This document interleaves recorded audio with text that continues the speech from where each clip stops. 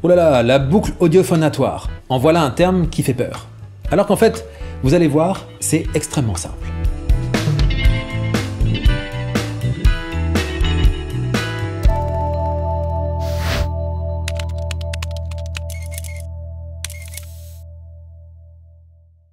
Un fait est indiscutable, si on n'entend pas, on ne chante pas.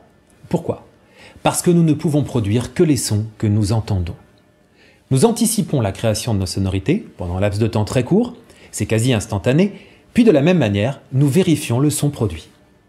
L'écoute est active avant, pendant et après la création du son.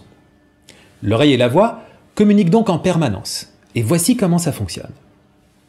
Le son est émis par les cordes vocales. Il se propage dans les espaces de résonance et sort par la bouche. L'oreille perçoit ce son par l'extérieur et par les vibrations internes. Une fois ce son perçu, le cerveau analyse, puis valide, ajuste ou bien corrige l'action vocale. Le son ainsi traité par l'écoute est réentendu par l'oreille, puis réanalysé, etc.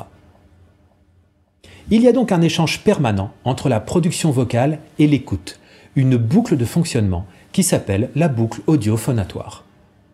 Alors oui, on a besoin de s'entendre pour chanter. Et c'est très simple à vérifier, car ne pas s'entendre en chantant donne des résultats un peu douteux.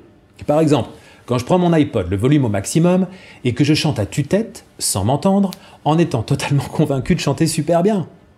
Ou plus sérieusement, l'importance extrême du réglage des retours, que ce soit sur scène comme en studio.